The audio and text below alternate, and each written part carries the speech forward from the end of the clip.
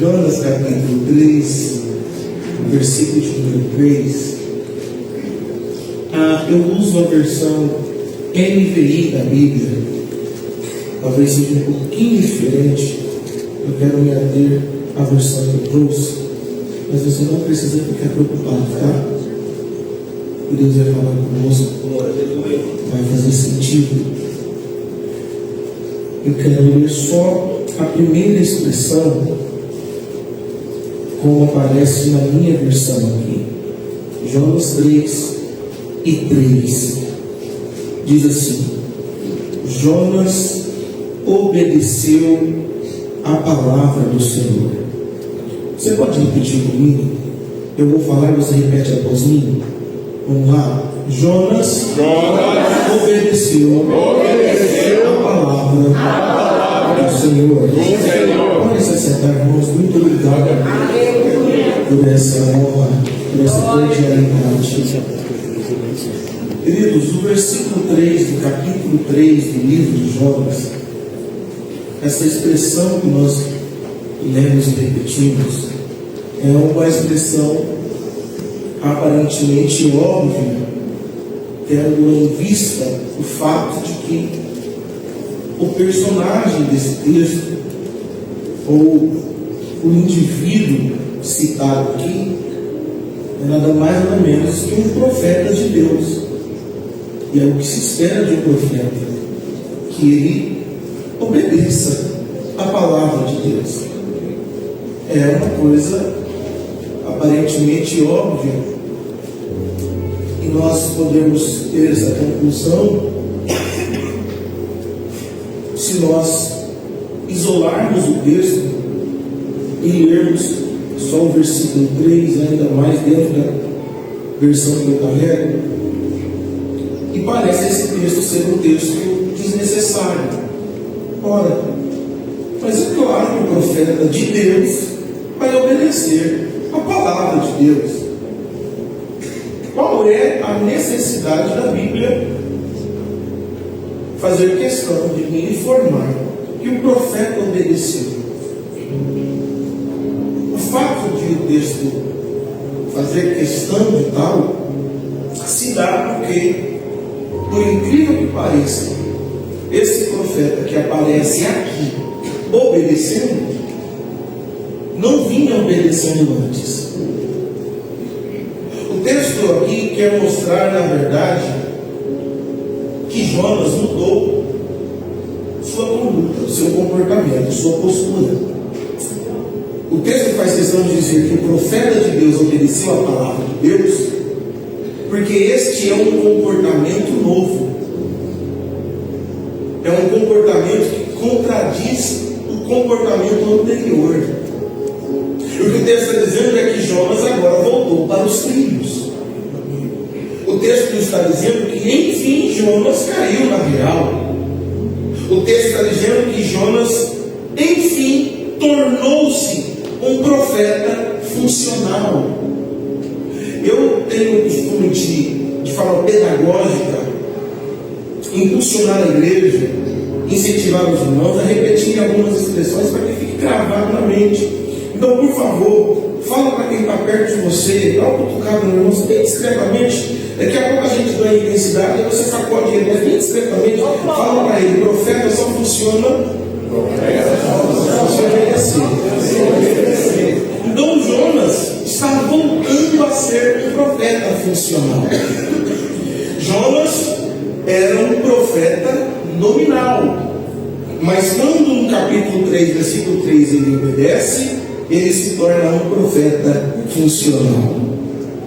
A pergunta que eu faço é: nos nossos dias nós temos sido profetas nominais, profetas de títulos, profetas de nome, profetas de cargos, ou profetas funcionais, que onde chega funciona como um arauto de Deus, um porta-voz de Deus, que onde chega carrega a autoridade de Deus? Essa é uma questão, uma pergunta que é pertinente para os nossos dias. Nós estamos vivendo dias, como o pastor Nailton mesmo disse, dias de crise, dias terríveis. Que louvado seja Deus pela igreja Vida Abundante, Porque essa igreja é uma igreja repleta de profetas funcionais. Profetas que fazem a diferença. Profetas que de fato funcionam como Deus quer. E eu quero declarar em nome de Jesus que esta seja uma marca permanente sobre esta igreja, sobre a sua vida, que você, onde passar, seja reconhecido, seja percebido como um profeta funcional. A Bíblia diz que Eliseu passava e a mulher olhava a ponto de comentar com o marido: vejo que este é verdadeiramente um homem de Deus, porque não é só nome, não é só título, é um profeta que funciona. Aleluia, glórias a Deus. Eu quero fazer aqui então uma análise bem curta, bem rápida, mas muito importante sobre o período, o momento, essa faixa de tempo que Jonas não foi um profeta funcional. O que tornou Jonas um profeta disfuncional ou apenas nominal foi sua atitude mediante a ordenação de Deus. Se você tem a Bíblia aberta, Jonas é um livro muito curto, muito pequeno, um livro de 4 capítulos. Eu quero que você pense comigo. No capítulo 1, nós temos Deus falando com Jonas, Jonas ouvindo a Deus, e a ordem de Deus para Jonas é: vá à cidade de Nínive, prega para Nínive, fala para aquele povo qual é o meu sentimento. E eu tenho visto o pecado desse povo, a malícia desse povo, e eu não me agrado disso. Então eu estou aqui dando a Nínive a oportunidade de mudar seu comportamento, de se arrepender, para então poder viver, para então continuar vivos, porque senão vou aniquilá-los. Deus estava falando para Jonas que Deus tinha propósito, projeto na manutenção daquele povo. Deus tinha a necessidade de destruí-los pelo seu comportamento, mas tinha o desejo de preservá-los pelo seu propósito. Então é o seguinte: o comportamento de Nínive leva à destruição, o comportamento é destrutivo, mas o propósito de Deus é de preservação. Então há um choque aqui, porque Deus não pode preservar o que está disfuncional, Deus não pode preservar o que está fora do eixo. Então Deus elabora um projeto que é corrigir as veredas de Nínive através da pregação de Jonas. E se Nínive se arrepender e corrigir as suas veredas, eu então preservarei. Esta é a vontade de Deus, preservar. Porém, Deus não vai contra os seus princípios. A Bíblia diz no Novo Testamento que Deus não se deixa escarnecer. Aquilo que o homem planta, ele colhe. Porém, a graça de Deus tem se manifestado desde o Antigo Testamento, porque Deus nem sempre permite, nas mesmas proporções dos nossos erros, o peso das consequências. Deus quer nos preservar de nós mesmos. Deus quer nos guardar de nós mesmos. Eu estou, na verdade, durante todo esse mês de agosto, na nossa igreja ali em Orlândia, em uma série de mensagens sobre a escola do sofrimento. E na semana passada Deus nos conduziu para falar sobre dores essenciais, sofrimentos necessários para o amadurecimento. Nessa próxima semana nós abordaremos as dores desnecessárias. São sofrimentos ocasionados pelos nossos desvios. Não tem nada a ver com o projeto de Deus, não tem nada a ver com o propósito de Deus, mas por conta das nossas falhas, por conta dos nossos equívocos, Deus precisa intervir para corrigir. E na maioria das vezes a correção é uma correção dolorosa, mas ela vai nos levar para o centro da vontade de Deus, onde Deus pode então nos preservar e nos guardar. Jonas ia para Nínive como um arauto de Deus, para dizer para Nínive: Nínive, obedeçam a Deus para serem preservados, se arrependam dos seus pecados para serem guardados. E aí Jonas decide então parecer-se com Nínive, Jonas decide então assimilar o seu comportamento ao comportamento dos ninivitas. E o que ele faz? Decide fugir para longe do projeto de Deus. Decide desobedecer à vontade de Deus. E eu fiz algumas anotações porque é importante percebermos que Jonas tinha suas razões para isso. Nínive era a capital antiga da Assíria, um povo hostil, historicamente inimigo de Israel. Então, Jonas, percebendo o teor da mensagem de Deus, sabendo, se eles não se arrependerem, o juízo é certo, se eu não pregar, não tem arrependimento, não tendo arrependimento, vão se arrebentar com Deus. E é isso que eu quero. Jonas tinha suas razões. As razões de Jonas levou Jonas ao comportamento guiado pelas emoções. É que eu já começo a aplicar algumas questões para nós essa noite. O comportamento de desobediência de Jonas foi guiado pelas emoções de Jonas. E aqui existe um grande risco, um grande perigo que nós não podemos correr. Deixar com que as nossas emoções conduzam o nosso comportamento. Roube de nós a racionalidade daquilo que está em jogo. Porque todas as vezes que uma desobediência acontece, consequências desastrosas se desencadeiam. Então, na maioria das vezes, a nossa desobediência é fruto de uma emoção equivocada. Jonas não gostava, e tinha razão para não gostar do povo de Nínive. Jonas queria a destruição de Nínive, por conta da hostilidade, da rivalidade, da histórica guerra entre esses povos.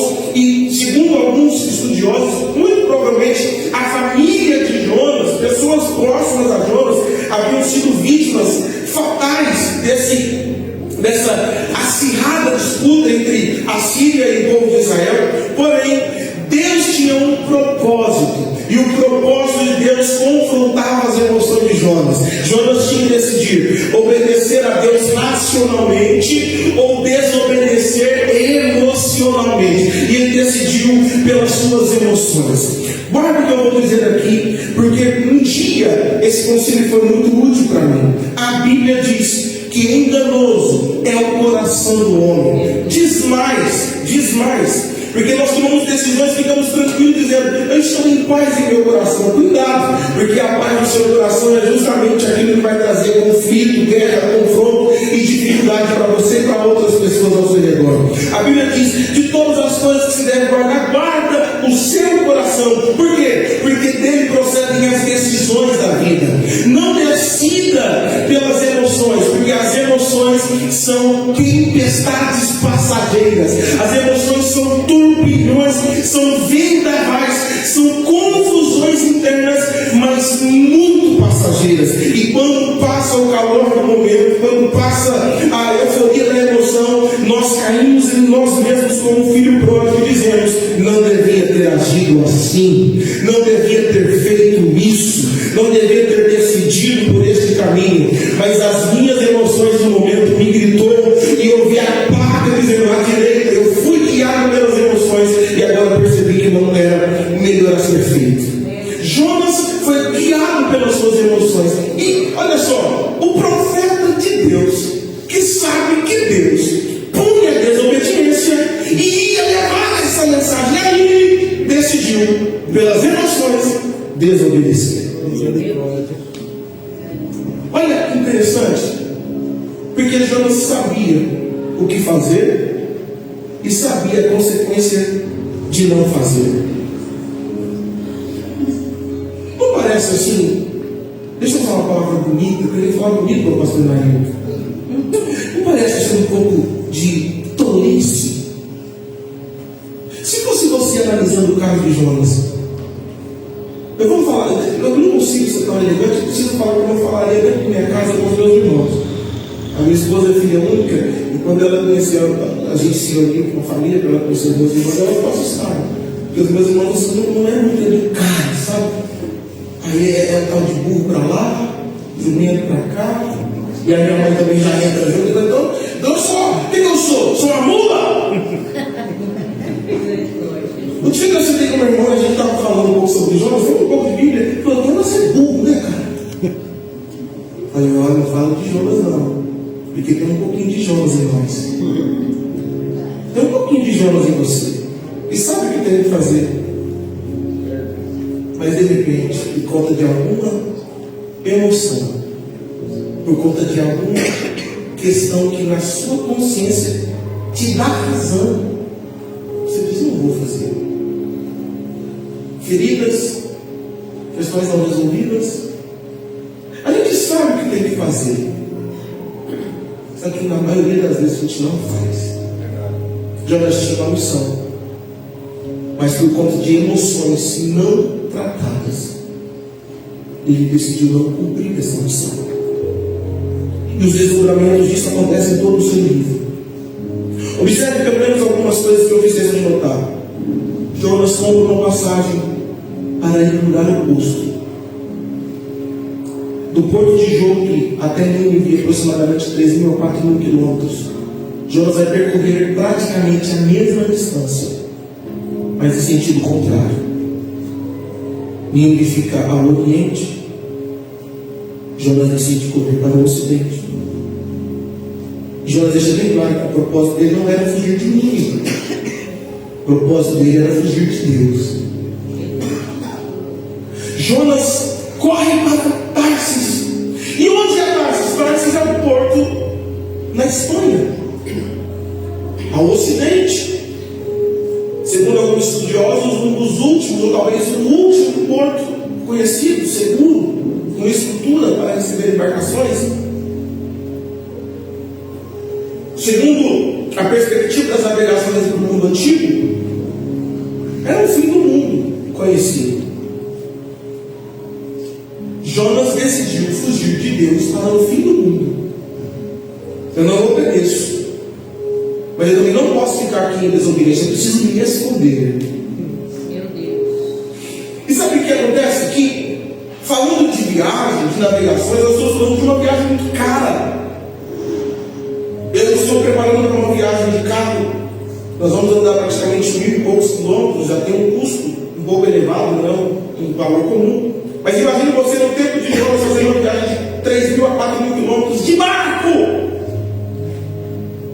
E Jonas não teve tempo de se preparar. Jonas não teve tempo de se organizar, fazer as suas economias. Jonas precisava sair dali, segundo o propósito de Deus, e correr para Nínive. Só que ele saiu dali e correu para Tarsis. Um homem que tem condições de fazer uma viagem dessa com um custo altíssimo desse é um homem de muitas condições. Sim ou não? Sim. Olha que interessante. Jonas era o homem certo, para o propósito certo, com uma atitude errada. Jonas era um homem que tinha condições de pagar a passagem. De repente Deus não poderia chamar outro profeta por conta das condições que o profeta tinha. Era uma viagem caríssima, de muitos dias de embarcação. Mas Jonas tinha condições. Ele pagou uma passagem cara. Ele fez uma viagem longa. Só que no sentido oposto ao querer de Deus. Deus sabe muito bem com quem contar. Amém. Quando eu leio esse texto, me parece que Deus se equivocou. Como que Deus chama Jonas sabendo que Jonas vai desobedecer? Porque Deus chama Jonas não de acordo com as emoções de Jonas. Deus chama Jonas de acordo com as condições de Jonas. Eu quero liberar uma palavra para você essa noite, para você dar graças a Deus. Porque parece que o que Deus espera de você não tem a ver com as suas condições. Mas só parece. Deus sabe muito bem com quem contar. Deus conhece o seu nível de resistência. Deus conhece o seu nível de capacidade. Deus conhece até os argumentos que você poderia usar. Porque a Bíblia já registra que alguém foi com a gente de vez em quando. Jeremias disse: Deus, profeta? Sim, profeta. Eu não posso, sou menino. Não diga isso. Por quê? Porque as condições que você tem para ser o profeta que eu quero que seja foram as condições que eu dei. Eu sei que você pode, eu sei que você consegue, eu sei que você aguenta, eu sei que você suporta. Eu conheço as suas condições, eu conheço os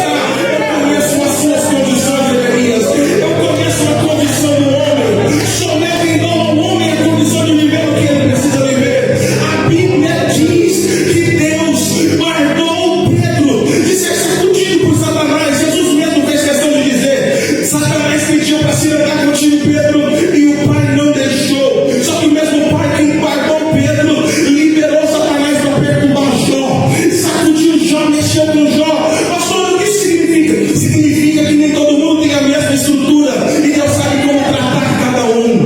Deus quer te levar onde você não imagina, e às vezes você até pensa: eu não posso, porque eu não consigo, eu não tenho o que é necessário, mas toda a condição que você precisa, Deus já te deu. Deus já te deu condições para obedecer. Deus já te deu condições para ir avante. Deus já te deu condições para se levantar. Deus já te deu condições.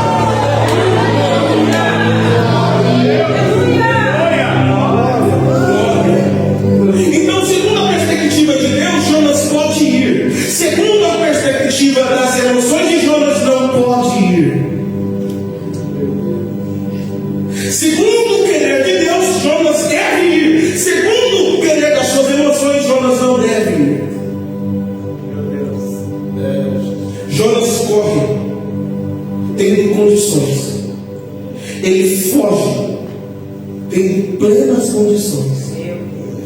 Talvez você ache que você não pode, não deveria estar onde Deus quer, porque alguma coisa te falta. Escuta, nenhuma ausência supera a presença de Deus. Existem coisas que nos faltam, e essas coisas que nos faltam nos levam a entender que o propósito que Deus disse que era para nós, de fato não é. E como a gente tem a tendência de achar que Deus erra, nós corremos do propósito de Deus. Mas tem um pregador muito conhecido, americano, pastor, bispo, T.D. Jakes, que ele diz: o lugar mais seguro do mundo é dentro do propósito de Deus. Porque dentro do propósito dele, ele vai fazer de tudo para te guardar, para preservar o propósito. Ele vai proteger você para preservar o propósito. Ele vai à sua frente para preservar o propósito. Ele vai à tua retaguarda também para preservar o propósito. E vai dando teu lado, mas ele não vai deixar de atingir para preservar o propósito. 10 mil à tua direita, mas não vai te alcançar para preservar o propósito. O melhor lugar para se estar é talvez onde as suas emoções não querem te levar, é talvez onde as aparentes condições não podem te levar. Mas se é o propósito de Deus, avança sem medo, vai com vontade. Não dê ouvido às suas razões, não dê ouvido às suas emoções, não dê ouvido ao que parece, não dê ouvido ao que pode ser. Deus já estabeleceu um propósito, siga. Deus já estabeleceu um propósito, avance. Deus já estabeleceu sua vontade, caminhe, creia. Seja obediente à vontade de Deus, porque Deus vai fornecer tudo que você precisa. O texto continua. E a Bíblia diz que Jonas, então, no período, na rota da sua fuga, aproximadamente 3 a 4 mil quilômetros longe de Jope, onde era o ponto de partida para Nínive. Então observe, de Jope a Nínive, de 3 a 4 mil quilômetros. De Jope a Tarsis, uma distância similar. Jope ao ponto de partida é o porto de onde ele deveria começar, mas a sua obediência o atrasa em pelo menos o dobro do caminho. O ponto de partida é Jope, mas a sua desobediência o leva para 4 mil quilômetros de distância do ponto de partida. O quanto Jonas se atrasou pela sua desobediência. A força que Jonas fez, o recurso que Jonas gastou pela sua desobediência, lhe faria caminhar dobro do que a obediência lhe faria andar. Para muita gente parece pesado demais ser obediente, mas deixa eu falar, desobedecer te faz fazer o dobro de força. Desobedecer te faz caminhar o dobro de milhas. Desobedecer te faz chorar o dobro de lágrimas. Desobedecer te faz esperar o dobro do tempo. Tem muitas pessoas se retardando propósitos que Deus quer desencadear por causa da sua condição de desobediência. A desobediência de Jonas fez Jonas andar 4.000 quilômetros aproximadamente do ponto de partida. Já era para estar começando, mas a sua própria ação estava o retardando. Talvez você precisa fazer um check-up da sua vida e perceber por que ainda não começou o que Deus quer para mim. Por que ainda não começou o processo do cumprimento de algumas promessas para mim? Por que ainda não começou o virar do cativeiro na minha vida? Essa noite Deus faz aqui para pensarmos, porque a desobediência nos atrasa. Jonas está indo para Tarsis, mas a Bíblia diz que Deus interceptou o caminho. Jonas queria fugir de Deus, mas uma coisa ele precisava ter descoberto antes dessa tentativa. E o que é, pastor? Que o radar de Deus não falha. Onde quer que você esteja, você está ao alcance dos olhos dele. Onde quer que você se esconda, você está ao alcance dos olhos dele. Jonas, pela sua condição e pelas suas emoções, está atrasando sua própria vida em Deus, correndo atrás de Jonas para dizer: Jonas, eu não vou deixar você se atrasar mais. Jonas, eu não vou deixar você se atrasar mais. Eu vou te buscar, Jonas. Eu vou te achar, Jonas. Eu vou te pegar, Jonas. Eu vou te resgatar, Jonas. Eu vou te recuperar, Jonas. Porque eu tenho um propósito para você. Eu preciso de pelo menos 10 mãos levantadas aqui para liberar o decreto do céu. O diabo está plantindo muita vida, muita família, dizendo: quanto mais você se equivoca, quanto mais você foge, mais você atrasa. E Deus está enviando um recado para Satanás: não vou deixar minha filha atrasada, não vou deixar meu filho atrasado. E é por isso que esta noite ele me trouxe aqui para dizer para alguém: eu estou te buscando no seu esconderijo, eu estou te buscando na sua caverna, Elias, eu estou te encontrando atrás das palavras aqui. Eu não vou deixar você se atrasar mais, eu vou buscar você. E o meu veículo é mais veloz que os barcos de Jope. O meu veículo é um peixe nadador que vai pelas profundezas sem obstáculos. Deus vai acelerar a sua vida. O que a desobediência tem que atrasar? Quem recebe esta palavra? Quem recebe esta palavra? Quem recebe? Deus provoca uma tempestade na superfície e também nos céus, mas preservou o veículo lá embaixo do oceano. Jonas estava sem fome de fugir, sem condições de fugir. Deus parou Jonas no caminho e disse: sinal vermelho para a sua desobediência. Eu intercepto a sua fuga. Jonas foi impedido de desobedecer pelo próprio Deus através de uma tempestade. E aí, olha que a desobediência de Jonas desencadeou dentro do barco. Primeiro, Jonas teve muitos prejuízos. A passagem se perdeu. Jonas perdeu tempo. Isso é uma coisa que só Deus pode recuperar. E eu só acredito que só Deus pode recuperar, porque Ele mesmo disse: restituir-vos-ei os anos que foram perdidos. Por mais que Jonas trabalhasse, ele não recuperaria a passagem. Por mais que Jonas trabalhasse, ele não recuperaria o tempo. Recursos e tempos desperdiçados. Mas não foi só isso, ele não apenas teve prejuízo, ele gerou prejuízo. A Bíblia diz que os donos da embarcação jogavam todas as suas fazendas e bens fora para tentar ligar no mesmo barco. Repete comigo: o barco continuava pesado. Por quê? O desobediente é o peso.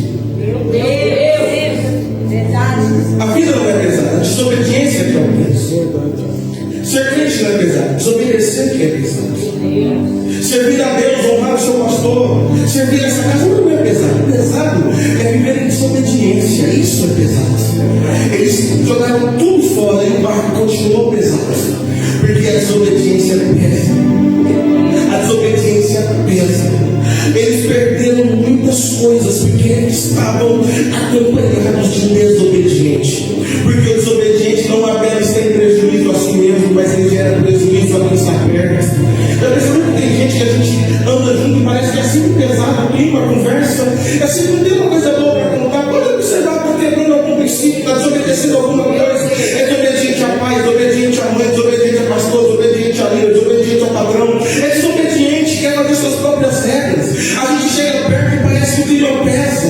E quando sai de perto parece que até as nuvens se dissipam e o sol brilha de novo. Você percebeu? Tem gente que torna a vida cinza. O que é isso? É pesado. Por conta da desobediência. Manda um currículo para a empresa. O pessoal da RH dá um currículo e fala: olha, as condições aqui são essas. Mas quando chega para a entrevista, fala: gente, o currículo tão bom, mas uma presença tão ruim. O que é isso? É alguém que vive em desobediência, está vivendo quebrando o princípio, vai andar sempre quebrado. Eu vou melhorar, vou repetir. Se caminha desobedecendo o princípio, quebrando o princípio, vai viver sempre quebrado. Fala para quem está perto de você, fala para esse irmão. Se você não guardar muita coisa de hoje, guarda só isso. Se você quebra o princípio, você vive quebrado. Fala para essa pessoa. O barco é quebrado porque estava carregando alguém que quebra princípios. Mas Jonas falou: me joga no mar, me joga no mar, porque o barco vai te aliviar. Foi só jogar no mar, aliviou, acabou a tempestade, acabou as ondas e o barco seguiu viagem. É só se livrar do peso, é só se livrar da desobediência. Obedeça para viver, obedeça para crescer, obedeça para prosperar, obedeça a Deus, obedeça a Deus, obedeça. Nem sempre o que Deus quer é o que eu quero, mas o que Deus quer é o que eu prefiro obedecer.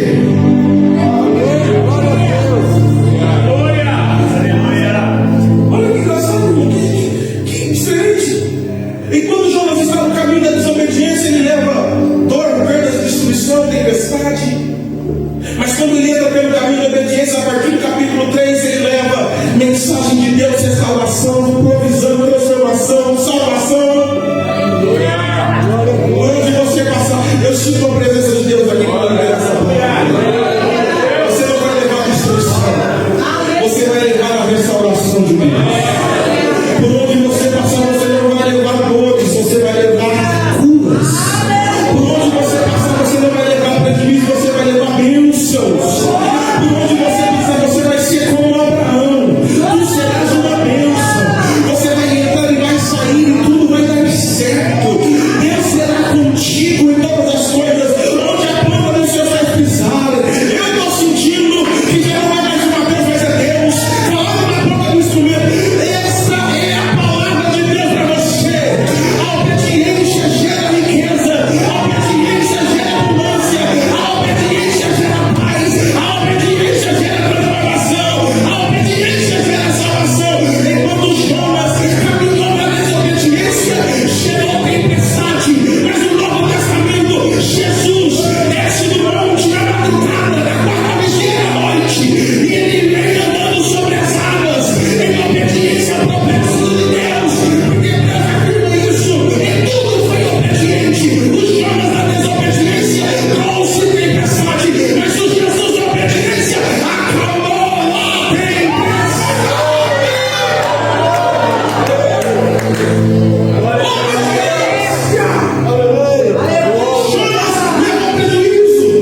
Jonas deu prejuízo até que decidiu obedecer. Por isso, capítulo 3, versículo 3 do livro de Jonas é a virada da história, é a mudança, é o eixo que gera o movimento da história do livro. Enfim, Jonas obedeceu. Aleluia! Mas olha aqui, antes de obedecer, Jonas trilhou o capítulo da desobediência. E o caminho da desobediência é um caminho de declínio. O Observe que Jonas, enquanto desobedece, nunca sobe, só desce. Vem comigo para a Bíblia, por favor. Capítulo 1, versículo 3, desceu para Jope. Capítulo 1, versículo 5, desceu ao porão. Capítulo 1, versículo 15, desceu ao mar. Capítulo 1, versículo 17, desceu ao ventre do peixe. Capítulo 2, versículo 2, desceu ao inferno. Só desceu. Só desceu. Só desceu. Só desceu. Só desceu. Porque o caminho da desobediência não te eleva. O caminho da desobediência é trágico, é declínio. A Bíblia diz que Jesus, no caminho da obediência, só subiu. Aleluia! Ele sobe ao Gólgota, sobe à cruz, sobe ao monte e depois sobe aos céus. E nos céus sobe ao trono que Deus criou. O caminho da desobediência te leva para baixo, mas o caminho da obediência te leva para cima. Obedece. Eu preciso terminar, eu preciso encerrar. Porque o texto nos mostra que Jonas perdeu muito. Ele não apenas perdeu recurso, não apenas perdeu tempo, não apenas desceu. Ele perdeu moral. A Bíblia diz que Deus ordenou ao peixe que engolisse Jonas. O peixe o engoliu. A Bíblia diz que Deus ordenou para a tempestade acontecer. O mar e o vento obedeceu. A Bíblia diz posteriormente que Deus mandou a terra gerar uma arvoreira. A terra obedeceu. Depois de um dia, Deus mandou um verme, uma lagarta, comer a arvoreira. A lagarta obedeceu. Jonas perdeu para o peixe. Jonas perdeu para o mar. Jonas perdeu para a terra. Jonas perdeu para o verme. E por fim, Jonas perdeu até para Nínive, porque Nínive ouviu a palavra, obedeceu, e Jonas ouviu a Deus e não obedeceu. Olha para quem está nessa nada assim, só mas de canto de olho, pergunta para essa pessoa: e aí? Você vai perder? Você vai perder? Você vai perder? O que mais você precisa perder? Tempo, dinheiro, recurso? O que mais você precisa perder? Credibilidade, moral, autoestima? O que mais você precisa perder? Já que você provocou essa pessoa, e eu sinto no meu espírito que dentro dela ela se sentiu incomodada, fala para ele, para sentir alívio agora. Fala: você vai vencer, você não vai perder. Não, fala melhor. Pega na mão dessa pessoa, sacode ele agora. Dê intensidade, diga: nós vamos vencer, nós não vamos perder. Nós vamos vencer, nós não vamos perder. Deus quer te fazer vencer, Deus não quer te fazer perder. Deus quer te fazer crescer, Deus não quer te diminuir.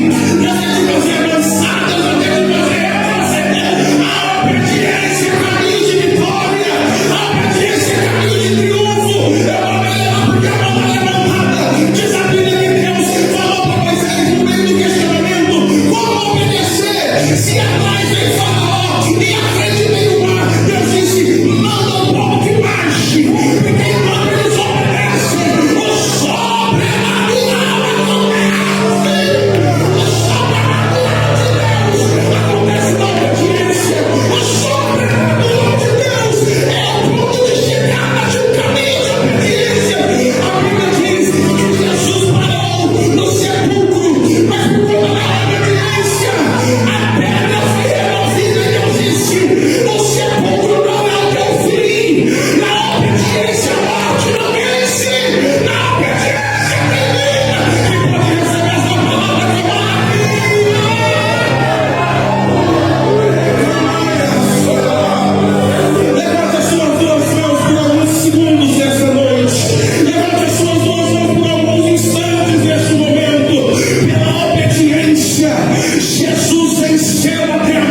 morte, pela obediência, a história da humanidade foi mudada. Adão, pela desobediência, perdeu o paraíso. Jesus, pela obediência, trouxe o paraíso de volta. Adão, pela desobediência, só gerou espinhos e abrolhos na terra. Jesus, pela obediência, gerou muitos filhos para a glória de Deus. Adão, pela obediência, deixou de ser eterno para morrer. Jesus, pela obediência, morreu para ganhar a eternidade. Seja obediente, obedeça a voz de Deus, e o extraordinário vai acontecer na sua vida.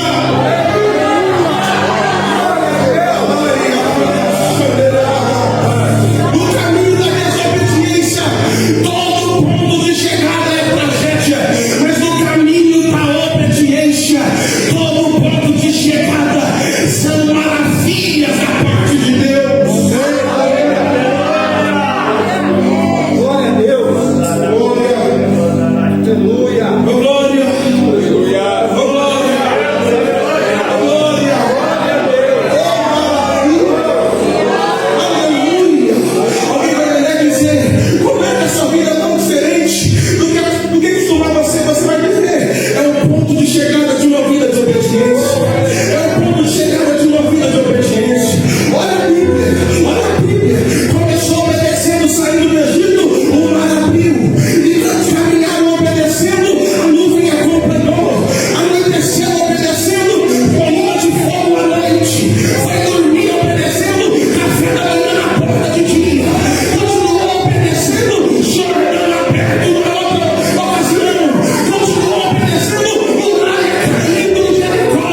À medida que você obedece, os milagres se desencadeiam. À medida que você obedece, Deus decide participar da sua história. À medida que você obedece, Deus decide entrar no contexto. À medida que você obedece, Deus se encarrega das finanças. À medida que você obedece, Deus se coloca na frente da sua guerra. À medida que você obedece, Deus se torna o responsável da sua vida. À medida que você obedece, Deus te destrui o caminho para você passar.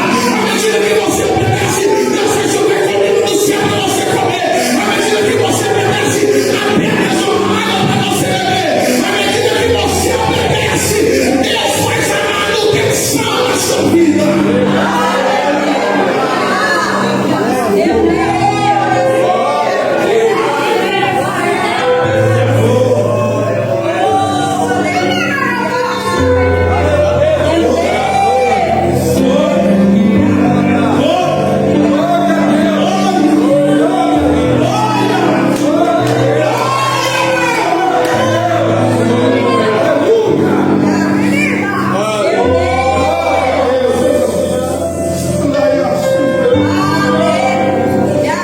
Princípios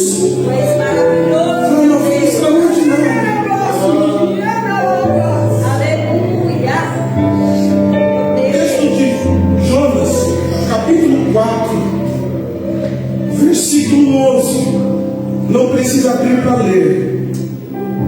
Termina com um ponto de interrogação. E quem sabe um pouquinho, pelo menos da língua portuguesa, ou de tratados sobre a comunicação, sabe que nenhuma comunicação é completa se a interrogação não tem resposta. Então o livro de Jonas é um livro incompleto, porque uma pergunta ficou sem resposta. Por que o livro de Jonas ficou sem resposta? Deus fez uma pergunta e o texto esconde a resposta de Jonas. Jonas não ouviu ali, mas o que Deus queria que nós soubéssemos acabou ali. Por isso que Deus não diz mais nada além daquela pergunta. É a mesma dinâmica da grande questão teológica de qual é o espinho da carne de Paulo. Por que não tem uma resposta? Porque o que a gente precisa saber para ali. Por que o livro de Jonas termina com uma interrogação sem uma resposta aparentemente incompleta segundo as normas da comunicação? Porque o que a gente precisa saber acabou ali. O que a gente precisa saber? Que Deus espera de nós uma resposta. Que resposta você vai dar a Deus a respeito dos planos dele para você? Que resposta você vai dar a Deus a respeito dos propósitos dele para você? Que resposta você vai dar a Deus a respeito dos projetos dele? Aquilo que ele conta com você para realizar? Eu preciso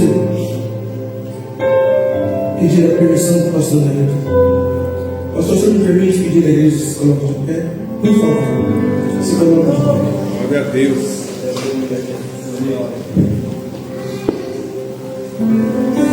O livro de Jonas começa com uma proposta de Deus para Jonas. Deus disse: se levanta, vai a Nínive. Jonas deu uma resposta de desobediência. Capítulo 2, Deus disse novamente: se levanta, vai a Nínive. No capítulo 3, perdão, Deus dá a Jonas a opção. E Jonas respondeu, versículo 3 que a gente leu. Decidiu obedecer.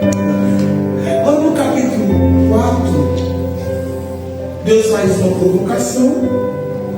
E nós não sabemos a resposta de Jonas. Lembra que eu disse para o meu irmão, quando ele chamou Jonas de burro? Tem um pouquinho de Jonas em nós. O texto não traz uma resposta porque a resposta não é de Jonas. A resposta é sua. Como você vai responder ao que Deus espera de você? Eu quero que, por favor, você curva a sua cabeça. Eu quero que, por favor, você feche os seus olhos.